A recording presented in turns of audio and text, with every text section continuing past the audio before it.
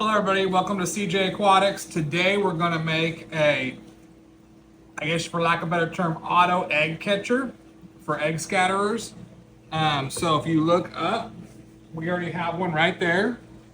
This one is with Danio's, and we get eggs out of this every day, guys. So every day there are eggs in that hatchery that we pull out, we put them into another tank where we hatch the eggs and raise the fry.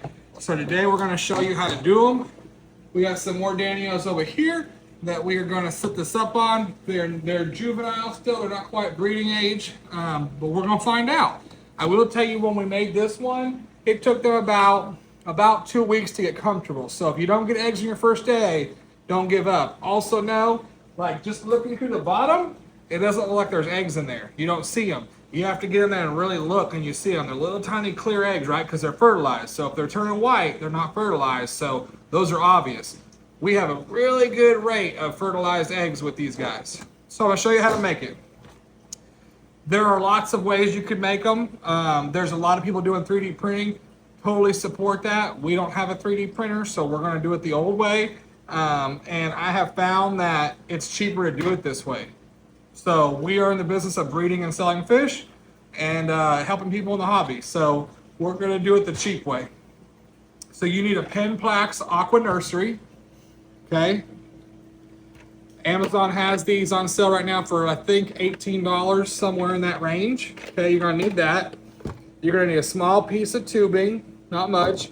You're going to need some kind of mesh, and we're going to show this in a minute what you're going to need with that. Obviously scissors to cut the mesh. You're gonna need a hot glue gun, okay? And then you're gonna need some type of breeder box, okay? So this is one that I have found on Amazon. It's obviously one made in China, which I'm sure they're all made in China. That one up there is, I believe, also this one, but also the there's another one that I can't think of the name now, it just left me, that everybody buys, the breeder boxes everybody buys from. Anyway, these ones are cheaper. These are $15. So for under $20, we can make you something that will produce more than 20 fish a day. So your money's right back on it. Okay, so we're gonna take this apart, put the box aside. Here's the internal sectioners. I buy the 3-part ones, so there's lots of room. You don't really need these. Keep those in case you have another project. There's the little feet in here. This is how you're going to keep it from hitting the glass on the tank. Keep it straight, just like a hang on the back filter, no different, right? And so same concept, so we're gonna need those. You're not gonna need the other things yet. You're gonna need the uplift tube, and you're gonna need the part that goes into the tank. And then we're gonna open this all up.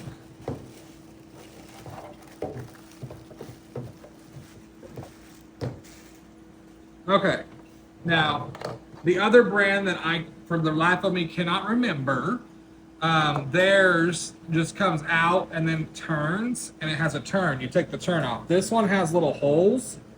And so we're going to cut this because we want eggs. Eggs would probably come out of that, especially Danio eggs would, but we're going to cut that. We don't want that. We don't want that stopping anything. So we're going to go ahead and cut this.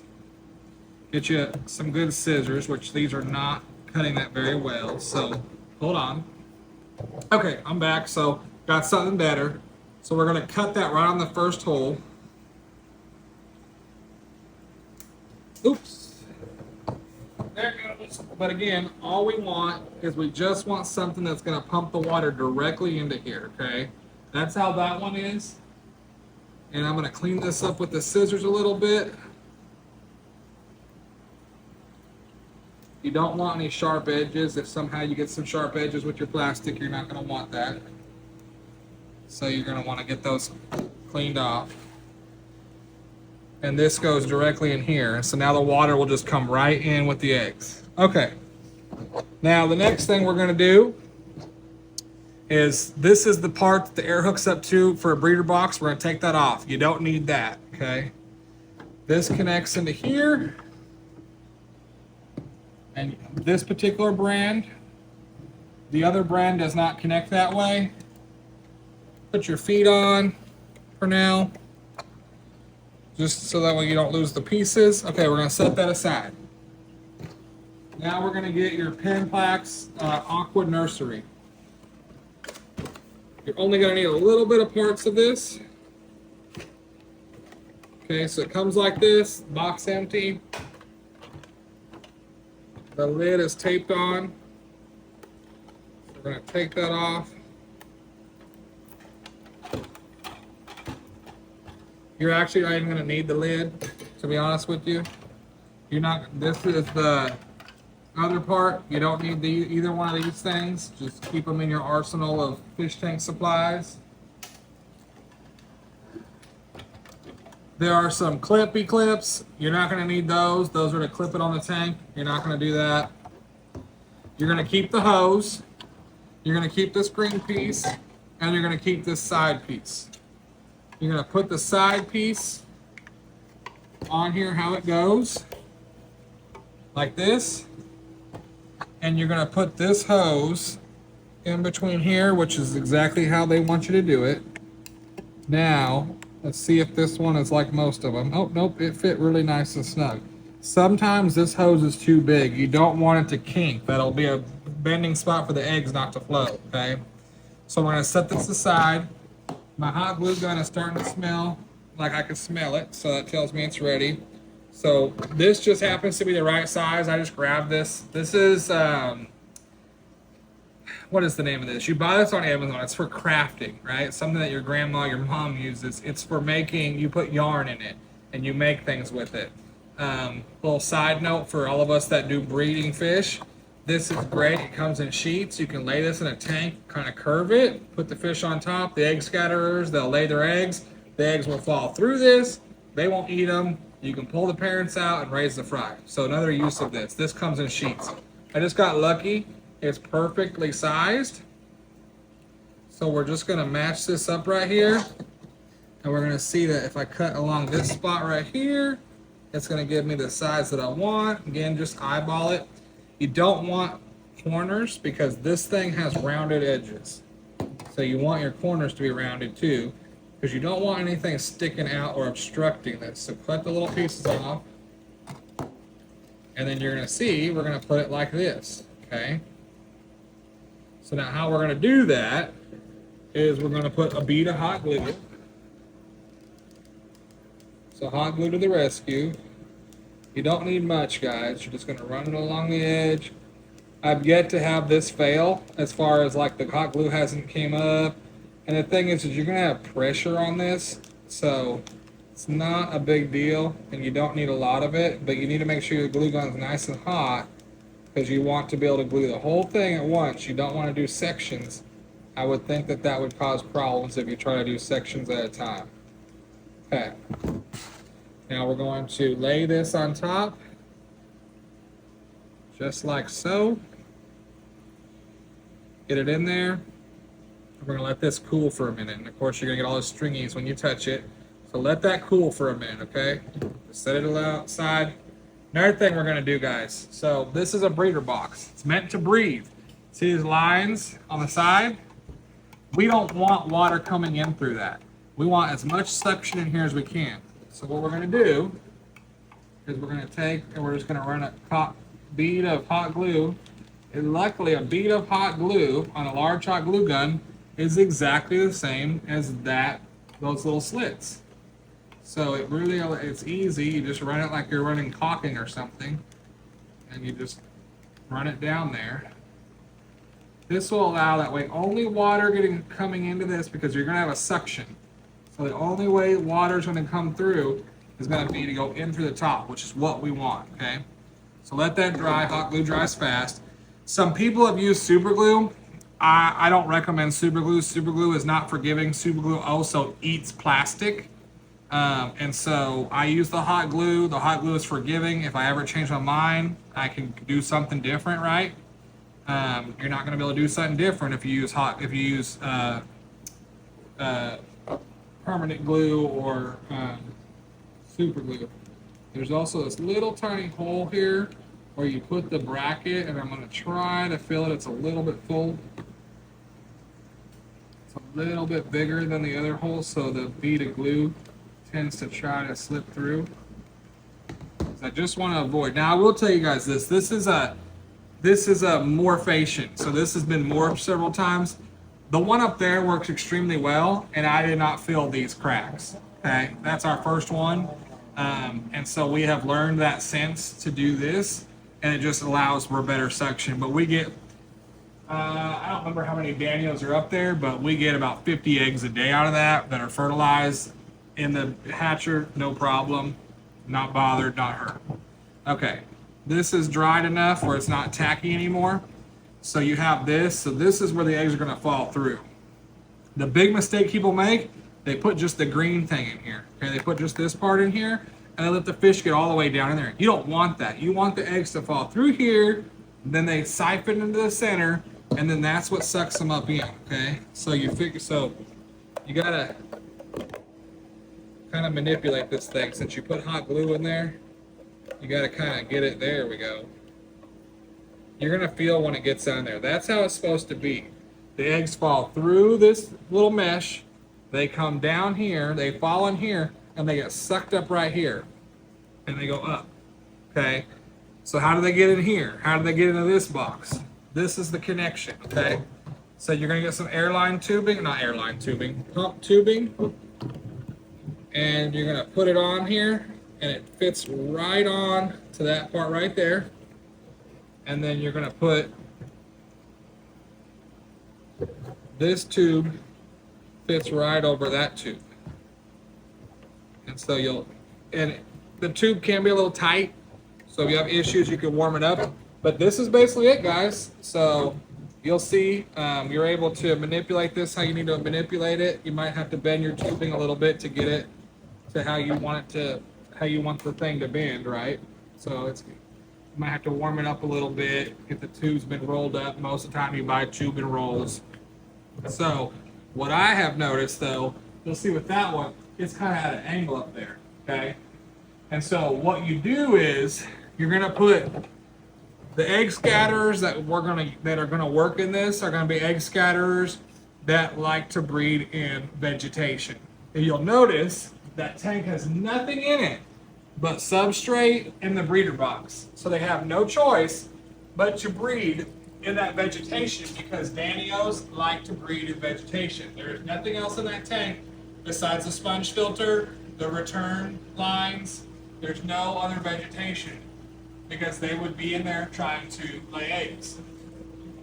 Now, one downfall of this system, which is very minor, there's way more pros than there are cons. One downfall of it is that, yes, it does also collect poop.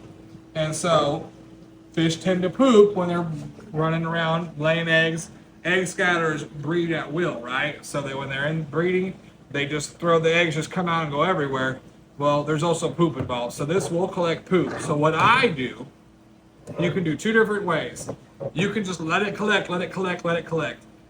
The benefit of that is that you're going to get some infusoria in here and some other things that are microorganisms. So when those fry do hatch, they'll have something to feed on. That's the one good side. The downside of it is that you can't keep it maintained clean. You could have a lot of detritus in there, poop and everything's fouling up this water. Now, yes, there is a constant flow of water to help that, but there's just different viewpoints on that. So what I do is every day I check for eggs. So I get up on a stool, I check for eggs, I use a pipette, I pipette the eggs out into a typical catch cup, right? Regular catch cup you use for fish. And then those go to a tank where we raise out the Danio fry. We raise out all the Danio fry together, doesn't matter which kind, and it just works out really well. After I've cleaned it out, we usually get a 90% fertile rate. We have very few unfertile eggs, but then we obviously don't pipette those out. The non-fertile eggs, the detritus, the poop, the junk, all the other stuff, including snails, we suck all that out, clean it, and then and then they're ready to go for the next day. So if you don't know, Danios breed in the morning. So when your lights first come on, they're gonna get in there and do their business. So like right now, I've already cleaned it for today. I've already taken the eggs out. I won't get more eggs today, right? Unless there was some eggs stuck in this that just finally got through the siphon, then that's a possibility. But otherwise, no, I'm not going to get more eggs today. And so it gives you that time. So I clean it at night. One thing you will need if you're going to let the fry hatch in there, there's this little screen. This little screen goes right here, and that helps everything that's large from going out. I recommend putting a piece of sponge right here and cleaning it every couple days. It'll restrict the flow a little bit, and it'll also make sure no fry or eggs get out. That's what I do. One thing I will tell you though with the hatch in here theory is, like I said, it's going to suck up anything that can get through this tube, right? There's quite a bit of suction in here, honestly. So, with that being said, what does that mean? If you have snails in your tank, and most of us do, right? I have snails in all these tanks. They reproduce like crazy. I have never bought a snail. They came in on plants a long time ago, and I've never had to buy one. They just keep reproducing. They're itty bitty when they reproduce. They get sucked into here. What do eggs like? Eggs like to eat snails. Snails like to eat eggs. And so when they get in there, those little baby snails are going to get sucked up in here. Well, if you just leave this in here and you just let the eggs keep coming in every day, new eggs, you got fry, you got all these things going on in here. If you have snails in here, they are going to eat your baby eggs. You're going to eat your new eggs. Is what snails do. So just know that. Now, you're probably going to have such a population of eggs, if you got them working like we do, probably won't make a big dent in your fry production. But you just need to know that. So anyway, that's how you make an automatic egg catcher. Pretty cheap. Like I said, $40. It was actually less than $40. I would tell you to support the folks on Etsy and those ones that make the 3D printed ones. If I had a 3D printer, I'd make one too. It just doesn't make sense right now for me because this works really well. This is movable. I can reuse this in another tank. All right. So if I wanted to go hatch out other things, or if I wanted to grow some fry in here, and I'm not going to do any more egg collecting, well, I can just take this pipe off, put this back in a tank, put this back on there, attach the airline there, and now it's back to being a breeder box, right? So just very universal, whereas the ones on Etsy, it's really this piece they're selling you. They don't sell you this piece, right? You still have to have this piece. And so my theory on that is, again, support them, great. But this cost me $18 right here. And they want close to $40 or $50 just for this piece. All they're doing is 3D printing something that has a tube on it that's going to connect to your uplift tube that's going to connect to this. So just food for thought. So I said hopefully it'll come down in price. I do want to try some of them. And so we will do an update video in a few weeks. My experience is that it takes them a little time to get used to it. You're going to put some vegetation in here, put a rock in there to hold it still.